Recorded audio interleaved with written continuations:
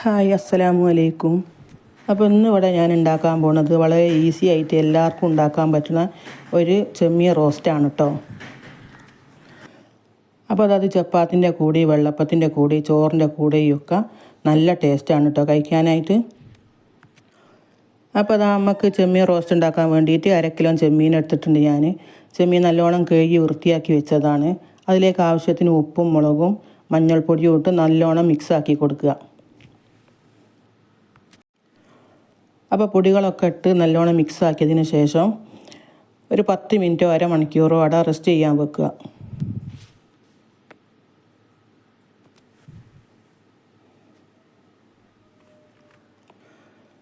അപ്പോൾ അതാ ഞാൻ 10 മിനിറ്റേ വെച്ചിട്ടുള്ളൂ. അതിന് ശേഷം നമുക്കിനി ഫ്രൈ ചെയ്തെടുക്കാം. അപ്പോൾ 10 മിനിറ്റ് കഴിഞ്ഞതിന് ശേഷം ഒരു ഫ്രൈ പാൻ അടുപ്പത്ത് വെച്ച് ചൂടാക്കിയതിന് ശേഷം ഇതിലേക്ക് വെളിച്ചെണ്ണ ഒഴിച്ച് കൊടുത്തിട്ടുണ്ട്. അതിലേക്ക് കുറേശ്ശെ ഇട്ട് നമ്മൾ റോസ്റ്റാക്കി എടുക്കാം.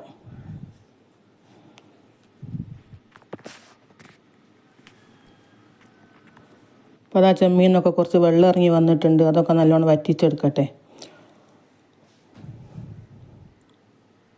അപ്പോൾ അതാ വെള്ളമൊക്കെ വറ്റി നല്ല റോസ്റ്റായി കിട്ടിയിട്ടുണ്ട്. തോനെ വേവിക്കേണ്ട, ചെമ്മീൻ തോനെ വേവിച്ചാൽ റബ്ബർ പോലെ ആയിരിക്കും. കുറച്ച് നേരം വേവിച്ചാൽ മതി.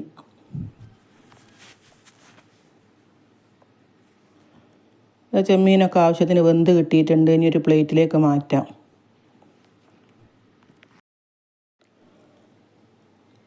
അപ്പോൾ അത് എല്ലാവർക്കും ഉണ്ടാക്കാൻ പറ്റുന്ന നല്ലൊരു ഐറ്റമാണ്. ഈസി ആയിട്ട് ഉണ്ടാക്കാം, ഒരു പണിയുമില്ല. വളരെ പെട്ടെന്ന് ഉണ്ടാക്കാൻ പറ്റുന്ന ഒരു റോസ്റ്റാണിത്. അപ്പോൾ അതാ ഞാൻ ചെമ്മീൻ കോരിയിട്ട് അതേ വെളിച്ചെണ്ണയിലേക്ക് തന്നെ കുറച്ച് കടുകിട്ട് പൊട്ടിച്ച് അതിലേക്ക് കുറച്ച് ചെറിയുള്ളി ഇട്ട് കൊടുക്കാം. അപ്പോൾ ഒരു 150-200 ഗ്രാമിൻ്റെ ചോടാണ് കേട്ടോ ഞാൻ ചെറിയുള്ളി എടുത്തത്. അപ്പോൾ നന്നായിട്ടത് വാട്ടി കൊടുക്കാം. അത് നന്നായിട്ട് വാടിയതിന് ശേഷം കുറച്ച് 2 തക്കാളി എടുത്ത് മുറിച്ചിട്ട് കൊടുക്കാം.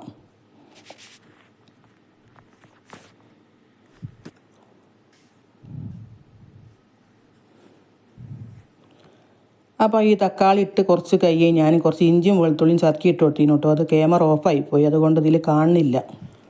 അപ്പോൾ അതാ ഉള്ളിയും തക്കാളി ഇഞ്ചി വെളുത്തുള്ളിയൊക്കെ നല്ലോണം താളിയതിന് ശേഷം അതിലേക്ക് 3/4 സ്പൂണ് മുളകും പൊടി, 1/2 സ്പൂണ് മഞ്ഞൾപ്പൊടി, 1/2 സ്പൂണ് ഗരം മസാല, 1/2 സ്പൂണ് വലിയ ജീരകത്തിൻ്റെ പൊടി ഇട്ട് നന്നായിട്ട് ഇളക്കി കൊടുക്കുക. അതിലെ കൂടെ ഉപ്പും കൂടി ഇട്ട് കൊടുക്കുക. കുറച്ച് കറിവേപ്പിൻ്റെ ഇല ഇട്ട് കൊടുത്തിട്ട് നന്നായിട്ട് ഇളക്കി കൊടുക്കുക.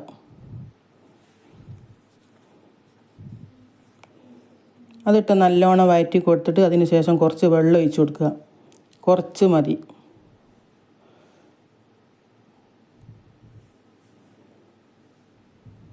ആ പൊടി ഇട്ടതൊന്ന് വേകുന്നത് വരെ ഒന്ന് വെള്ളം ഒഴിച്ചൊന്ന് വറ്റിച്ച് കൊടുക്കുക.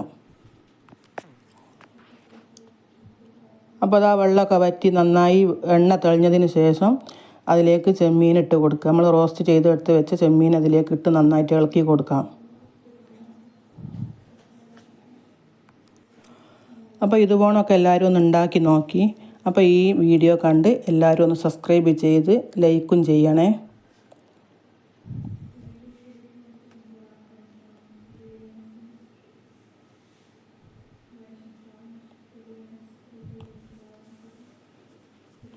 അപ്പോൾ അതാ നമ്മളെ ചെമ്മീൻ റോസ്റ്റ് റെഡി ആയിട്ടുണ്ട്. ഇതൊരു പ്ലേറ്റിലേക്ക് മാറ്റിയെടുക്കാം.